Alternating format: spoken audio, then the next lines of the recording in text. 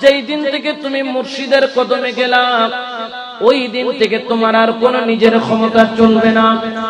মুর্শিদের হুকুম তুমি এমন ভাবে ফলো করো যেইভাবে মুর্দরকে গোসল দেওয়ানোর সময় মুর্দরের গায়ে ডান দিকে যখন ঘুরাই ডান দিকে ঘুরে, বাম দিকে ঘুরাইলে বাম দিকে ঘুরে, ঠিক তদ্রূপ ভাবে তুমি নিজেকে মুর্শিদের কাছে ওইভাবে অর্পণ করে দাও।